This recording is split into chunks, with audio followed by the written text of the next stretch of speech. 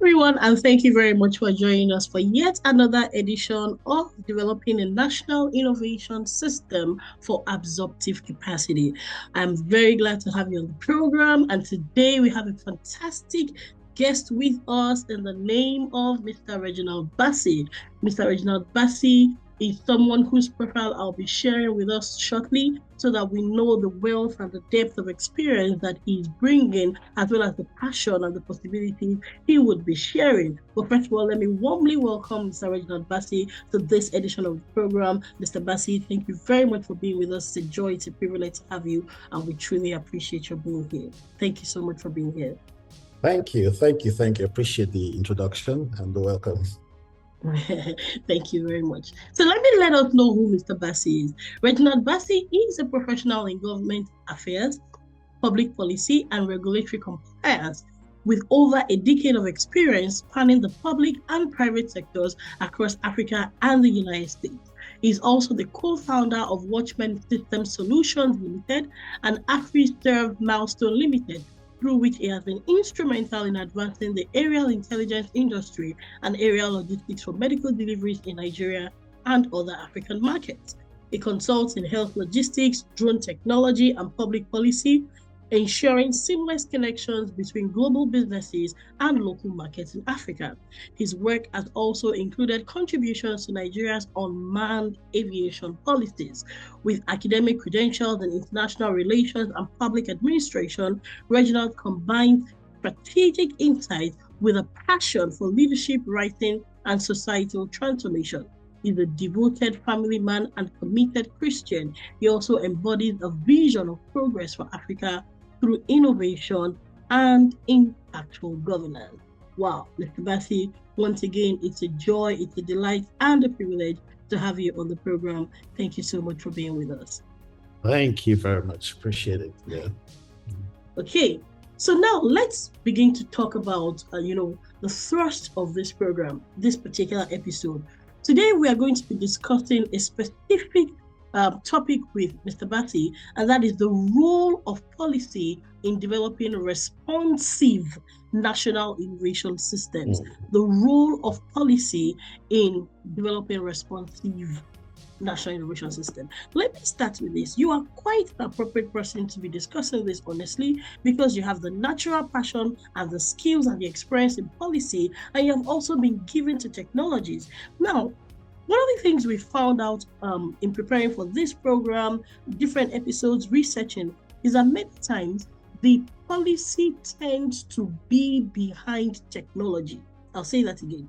Policy tends to lag behind technologies. And that's even in the most developed of countries, right? Let me give you an example. I don't think that we had artificial intelligence policy before there was artificial intelligence, right?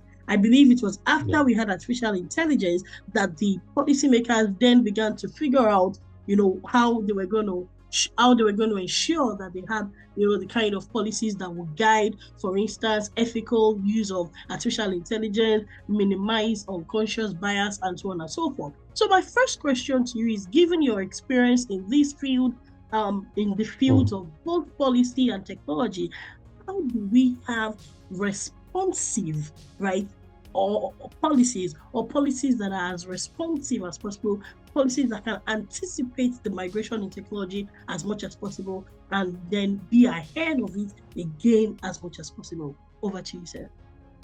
Very interesting question. And I mean, the truth is, it's a challenge globally. Historically, policy has always played catch up to innovation. Or technology, historically, almost literally everywhere, except for those nations that have experienced one crisis or the other and have made up their minds to change trajectory, their developmental trajectory, and have decided to learn from the mistakes of other nations and then begin to build a framework that enables them to take advantage of existing technologies, but also prepare for future opportunities that technology presents. So historically, it's a challenge everywhere, and this is something that when you study technology policy across multiple nations, you would see how those policies are crafted in ways that they look like living documents. So essentially, they constantly evolve, because the reality is that the demand for solution in society. Remember the way governments are naturally designed. Governments are naturally designed from a risk perspective, managing challenges, managing problems. So the nature of response from government is very different from the nature of response from the private sector or from people who are trying to make money, solve problems, you understand, generate solutions. Yes. So oftentimes you find that innovation sort of thrives and springboards quickly from the private sector, and from society. But government essentially is reactionary, reactive to a lot of things and trying to see, okay, how do we constrain this? What's the downside of this? And you can see, those of us who talk about the current AI policy, you can see the way AI policy has developed over the past 2 years, or let's say 3 years, between, let's say, Europe and America. You see how the Europe one was crafted to be a bit more risk-based, and the US one more of an enabler kind of thing. Yes. So you find that it will always play catch up. The second thing is, don't forget that the people who typically fund public policy, the people who are like the drafters of public policy, the servants of public policy, governance, most times not necessarily people who also have a background of technology and innovation. So there is a limitation in the perspectives that people in government have, as it has to do with the power of technology and how to forecast technology, the development of technology. So it's except in those societies where they've upped the game for governance to make sure that the most competent people find themselves in government, like in Singapore, for instance, where it's not just competent people who are in the politics, but also competent people who are in the policy side of things, people who come from industry. Except in societies like that, where people can now be futuristic, visionary, to say, okay, how do we use policy to enable technology? Thank you so much. So that's another limitation. And I'm saying thank you for those words, futuristic, visionary, because the thrust of this program, developing national innovation systems for absorptive capacity, is to ensure that as much as possible, nations are extracting optimum economic and social development value from innovation. Because in the broad spectrum, exactly, because within the broad context of innovation, you have to factor in economic performance. And that's why we talk about scaling, right? It's not enough to be, one of the things we've been saying a lot on this program is the difference between creativity and innovation, right? When you have novelty, sheer novelty, if I permit me to use that word, plain novelty, that's creativity. But when there's innovation, you have to think about the whole process, from the creation of the novel idea, from the conceptualization, in fact, not just the creation, from the conceptualization of the novel idea, to the production, to the piloting, to the experimentation, and then the learning and relearning, trying and retrying, but finally up to the scaling, where the innovative product then becomes economically rewarding.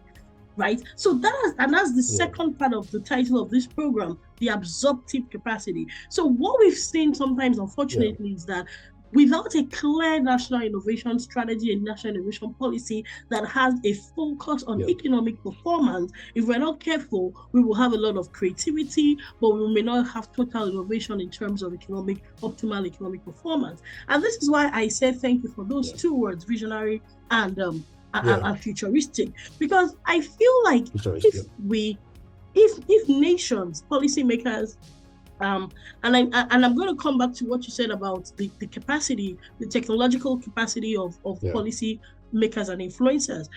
Let's imagine that something can be done about that. We'll come to that, right? But let's imagine that they can be equipped, they can be supported. Let's imagine how can nations, from that point of vision, now begin to say we want to craft policies to anticipate the technological changes and to begin to draft policies that will put us at the forefront of global competitiveness, not just in terms of birthing the ideas, but all the way to producing and commercializing innovation. How can they get ahead? To use those two words, how can they become more visionary and futuristic? Over to you, sir. But honestly, it's number one. It starts from the quality of the leaders. That's where it starts from. You cannot overemphasize that point.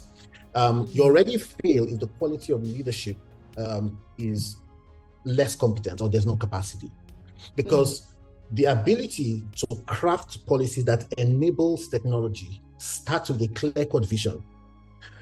Because technology itself is an enabler. It's not at the end of all things. It is, like you talked about it, the absorptive capacity. We want to look at how do you scale economically to create economic progress in society. So which means that the vision needs to be articulated clearly on the direction that country is going and what kind of country that they want to be. Before you now begin to sit down, how does technology solve this problem for us? So number one, it starts from the quality of leaders, and then two, the kind of vision that is articulated. You can have great leaders who are there, but the point is they have a faulty vision, because that vision is not based on thorough research done or based on, you understand, what you call comparative advantage of the country or other factors that enable, you understand, that vision to thrive. So first one, leaders, to the quality of vision, but also the third part now is the capacity to integrate all of the elements within the society. Now, for policy that has to do with technology, you're looking at in policy, we call it the triple helix model, which is governance, industry, and academia. True.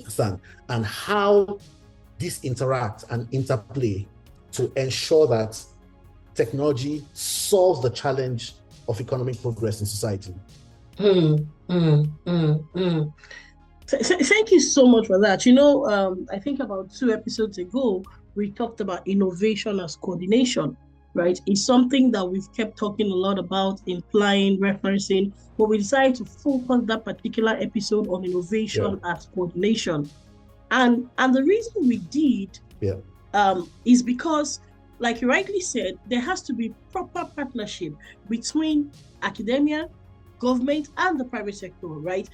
In fact, within the academia itself, sometimes there has to be partnership between some government-funded research initiatives and specific institutes. We gave the example of the agricultural stations in the United States, where governments had clear goals for the agricultural sector, and they decided to fund specific innovation projects to be directed strategically towards those goals. And that's why I like what you said about vision. It all begins with a vision, because like you rightly said, technology is an enabler. And that's why for us on this program, we've kept emphasizing the absorptive capacity. If you're not thinking of the economic goals you want to achieve, the economic and social development goals, then you cannot be forward thinking with technology. You will keep reacting instead of responding, because you didn't have clear goals to begin with.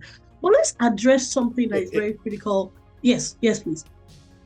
Okay, no, so I was also going to speak to the point that, look, now also beyond the vision and, you understand, clearly articulated, is to also understand the model of policy you want to adopt. Because the other thing is, if you don't understand the nature of your political entity and the problem you want to solve, you may not approach it the right way. Understand? Like you mentioned, giving the example from the United States, you all know of DARPA, for instance, the Defense Advanced Research Projects, you understand? Yes. Now, DARPA was created as a demand-side policy mechanism to generate the demand for specific things, but fund the research to create new things and then generate the demand for it. In other words, they don't go to society to say, oh, what's the demand in society and what do we solve? No. It's a push-pull. It's a push-pull system, you understand? So now, if your vision aligns with this is what we want to achieve in 10 years, 15 years, we want to be leaders in this sector, then policy can be deployed to create that effect. And that's where the vision tells us we did. Or it can simply be, what we typically call the path policy part. Well, the policy path, where you look at what is the existing comparative advantage. What are the natural things that we are doing in our society where if technology is embedded or tabled on that, it will just create a springboard effect. And then you create policy to drive that. For instance, if you go to the southeast in Nigeria, where you have a lot of apprenticeship and you have people who are doing a lot of technical crafts and building simple solutions to solve day-to-day challenges in the country, how do you use technology to enable that?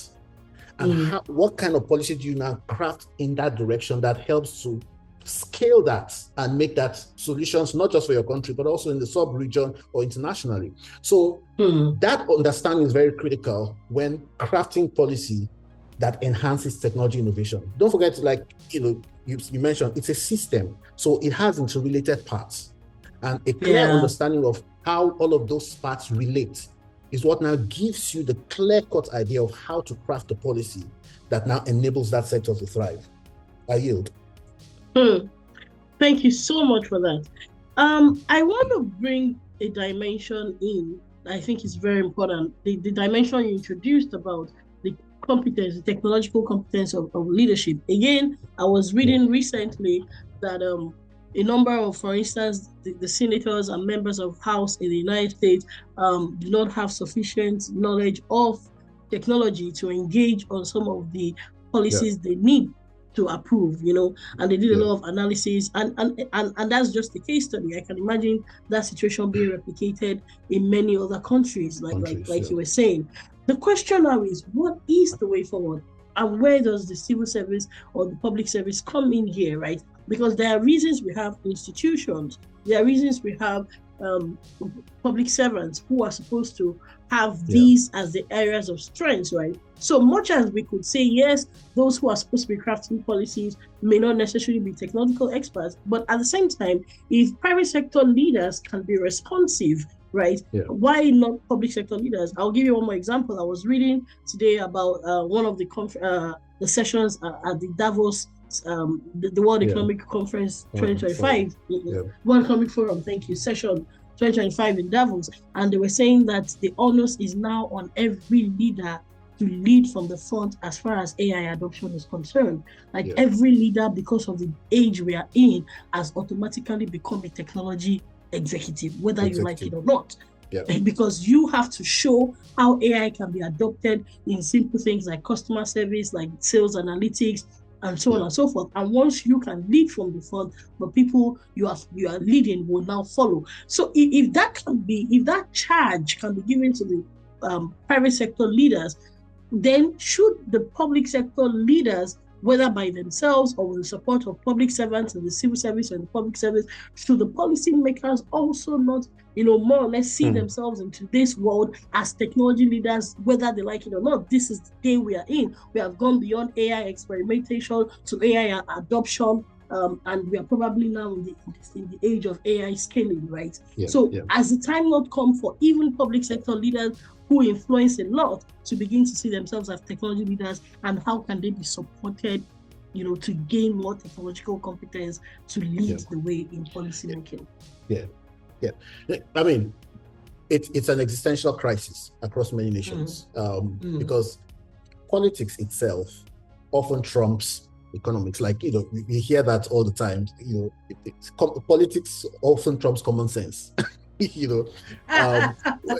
And that's it, because it's interest driven, and of course the construction of your political system also determines the things that can move quickly or not. And it's a very difficult thing to say, and that's why if you look at societies where politics is not as dominant as the playing of politics is not as dominant as the national ethos itself. You understand? I was trying not to mention countries, but if you look at the system that China runs, for instance, you can easily see why things will move quickly, faster. True. So systems where, you understand, it is a lot of majority decision making and interest that horse trading and all of those things. So that challenge exists on the side. However, it doesn't disable the entire system from functioning.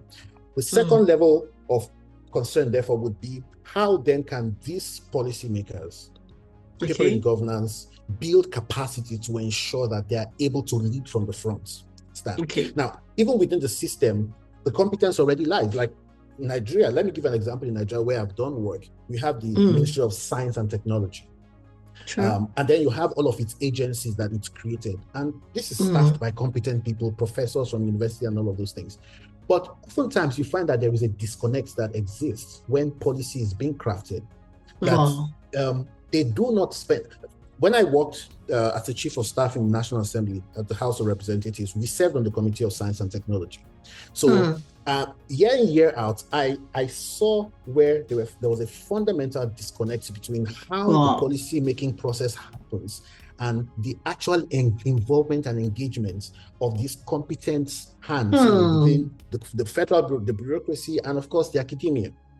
So if that disconnect is not solved by a deliberate executive action, then what will happen is that politicians will seek the things that please them, or the things that enable their careers, and forsake this other, because dealing with technology policy, for instance, is complicated stuff. So if you are not someone who has the competence in it, or that's your background, a lot will be said that is above your head. And you are expected to now come to the floor of the House and deliberate and discuss those things and put together, vital documents to drive. So there'll be a challenge there. So what needs to happen is the private sector, I believe, will solve the problems more. In the US, the private sector does a lot to, you hear about lobbying a lot. The same thing in Britain and in some other countries where they push that agenda very strongly and create incentives for public officials to give attention to these things. Yes. And that's what really needs to happen, that the private sector is bullish. You understand? I'll give you an example. Okay. I know in Nigeria, for a long time, we're talking about now, Nigeria has what we call the innovation, tech science and technology innovation policy, which was crafted early in 2000s, was reviewed again.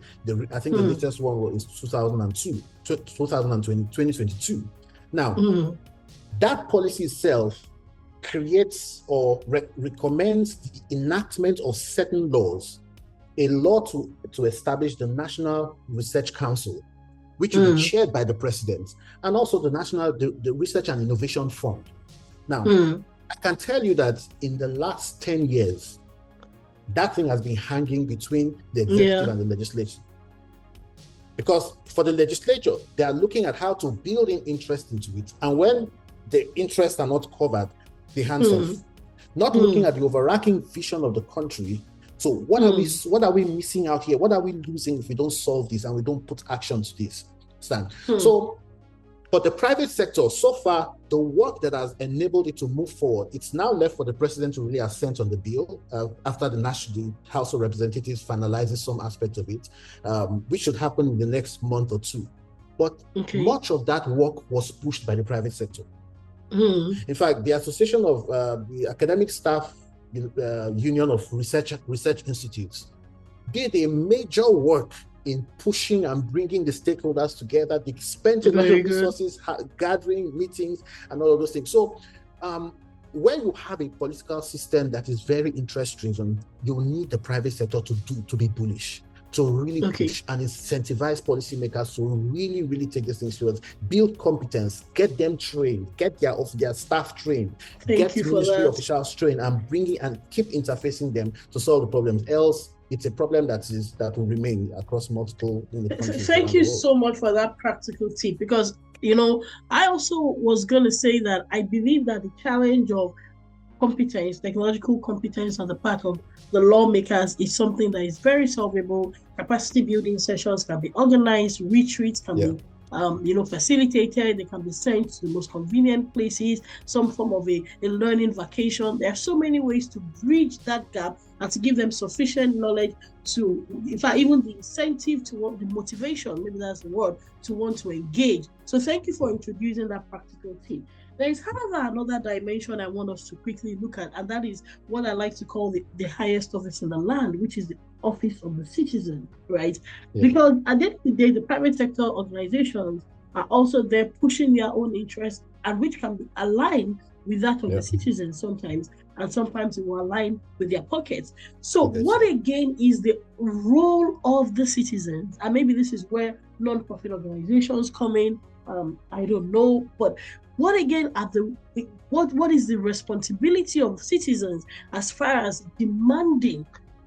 I remember in 2012 when January 2012, when a particular president in Nigeria had said he was not going to change the fuel price, and I was part of a group that moved a massive rally. Remember, I don't want to mention the name of the group, but I remember us planning that rally in Ojota, and like a joke, it moved the whole nation I remember the rally being covered on CNN, and before long, the same person that said he was not going to change his mind changed his mind, right? So what is the role of the office of the citizen? What is the role of citizens? Because a lot of this technological competence lies with many citizens who can also take responsibility and also lead from the front in terms of canvassing and advocating, for instance, for something as simple as the passing of a law that has been hanging for 10 years. How do they also get involved? Over to you, sir. Yeah. Oh, now it's a three-legged stool. I mean, every successful society, you have the government on one end, you have, the citizens, and then of course you have, private organizations that, for-profit organizations that do their work and all of that stuff. Now, that interaction is important for progress in any nation.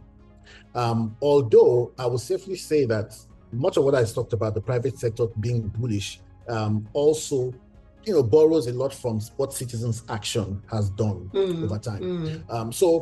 But however, and I'll also give you an example, the broadband policy that Nigeria has, for instance, now, the broadband policy was more of citizens' action, which is the organized civil society that were interested in Nigeria creating a proper broadband policy to ensure that there is internet penetration in Nigeria. Because the government was not being forthright or being sincere with their terms. They mounted a lot of things, never funded anything, but it took a lot of pressure from civil society and, for want of mentioning names.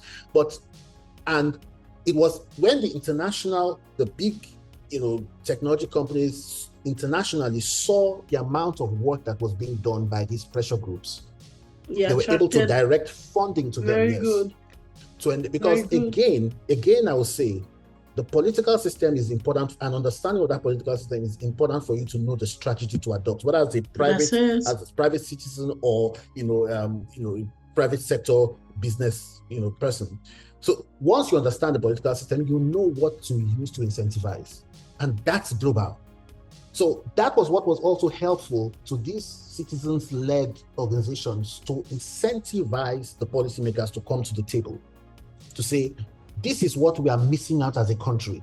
This is what we are losing if we don't solve this problem, if we don't have a policy that detects or directs the progress of this country based on this. So that's what solved that for Nigeria. And so we eventually had a broadband policy. Now we talk about, everybody's talking about, the policy says it's the policy, telecoms are talking about it, all of the guys are talking about, but it took a lot of citizens' action to get that. So the thing is, this private individuals must understand the power that they have.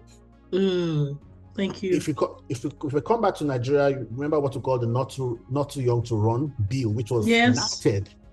It came out of conversations in private spaces to say, this is not right. This is not constitutionally right. People of this age should be able to run for office. And I'm telling you, by 2023, the major elections we had the highest number of young people I noticed, who came into office. But it started at a citizens' action. And so people must, but again, it's a vicious cycle. And it's one of those things we call a wicked problem in public policy, which is, if the education system of that country is weak, then you won't have citizens who think the way that they ought to think and who feel they must hold government accountable. So it becomes a problem. So it still now falls back to how is education funded, what's the curriculum being run that empowers the mind of the citizens when they're, children as they're growing up to think that, okay, I am responsible for the change in society. You understand? So, but again, one of the things that people like us do when we write is to direct citizens to say, you have a voice. You understand? You can change things in society. You can 2-3 people can come together and raise an issue and see it through, stick to it until you see it through. You understand? There are so many tools that are available now to the citizen to deploy, to take on government, to take on policy, and ensure that the outcome, the desired outcome is realized. So that's what I would say to that the citizen's role, for me, is the most powerful. It's quite difficult to bring together and to pull together, because sometimes it takes you convincing people to believe in a cause. It's different from the private sector businesses who already, it's interest. It's profit motive, so they can easily bring themselves together to solve that. So, but again, so much opportunities for citizens to take action on this and to, to push for policy changes in countries. Okay. Thank you so much. We'll soon be rounding off. Thank you for the thoughts you have shared. We've talked about the role of government. We've talked about the role of the market. We've also talked about the role of non-profit organizations and citizens. Now, in wrapping up, there's one or two things that gives me a little bit of concern. We have about, I read that we have about 10 data centers in Nigeria. In the United States, and just you're laughing, it's almost ridiculous, right? In the United States alone, I think we have about 5,000 plus data centers as of March 2024. We had over 5,000 data centers in the United States. In the state of Texas only, I think we have about 398. In the city of Philadelphia only, we have about 28. But in an entire nation of Nigeria, we have just about 10 data centers. And this is translating to issues. I'll give you some practical example. I was speaking with an IT expert of about 20 years yesterday, and we're in a meeting, we're deliberating, and we saw that Nigerians are losing critical data that can be monetized because domains are crashing. And when I was speaking to the person, he said, yes, even the best of Nigerian domain hosts are crashing, and it can trace these things back to things like data centers. So ultimately, if you want the best, you have to still go out of the country. Now, as part of, in rounding off, how do we solve some of these practical innovation issues? Because data is almost like the food of artificial intelligence. Artificial intelligence processes data. How do we solve these kind of issues? And how do we become responsive with our policy to strengthen our infrastructure for increased innovation? Over to you, sir. This is like a 5-hour conversation. But let me break it down as this. I'll give Nigeria as a country. We have created a policy that would have enabled this happen if it was funded properly. Remember, we have what we call the Nigerian, I think it's called the Information Technology Development Agency, NITDA. NITDA, which was created to attend to issues like this, to look at the whole technology development space and find ways to curate, the policy in a way that enables that sector to blossom.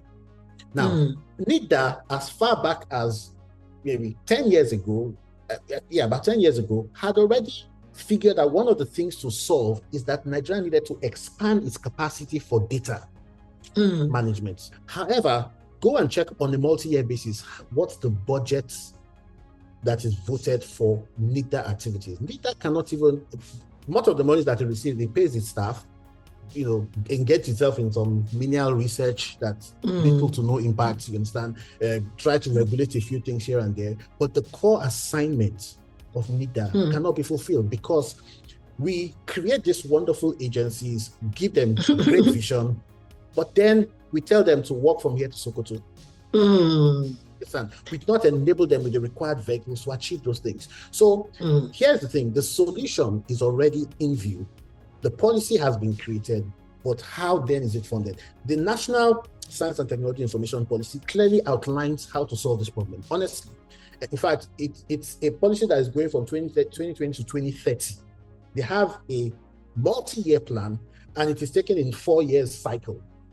And clearly, in fact, it so spells it out that this is the amount of money that needs to be voted every 4 years to enable this policy deliver value. But the truth is, it has never been funded and given the capacity to perform its functions. Never. So that's one challenge now. But however, the good thing is that because of these policies, it has enabled some level of confidence for investors to come in. I think of recent, the last 2 years ago, I think about 2 data centers have also come up in Nigeria. Yeah, there have been additional ones, I noticed. Additional ones. However, there's a perennial problem of poor infrastructure in Nigeria. It's particularly power infrastructure. Of course, the whole conversation globally about increasing AI in the AI infrastructure, a large part of that conversation is energy. Yes, even in the developed countries, it's draining a lot of energy. America is thinking, how do we expand the existing energy capacity, For- 25% more. Mhm. You understand? Now, For the America, sake of AI. and America, I'm talking about America generating nearly 5 gigawatts of power. But Yet they're AI talking about is placing its own demand, so they have to be ahead. That's the responsive policy right we're now. talking about.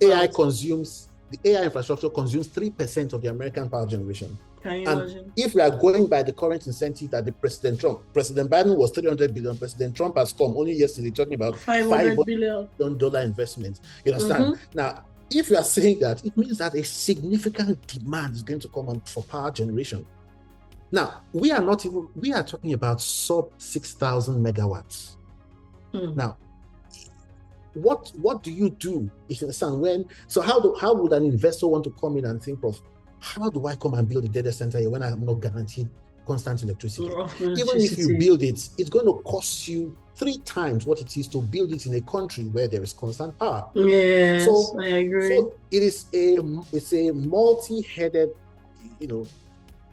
problem. Challenge. It's a hydra-headed problem, yes, that a country needs to look at. However, the good thing also about technology and innovation is that it also enables you to leapfrog, to solve these complex problems. Modern approaches. I managed government affairs for an American company of recent that was solving healthcare logistics problems across Africa. And one of the things that we needed to do, because power was a major demand, but one of the things that they had to do was to invest in renewable energies to ensure that they are completely off grid.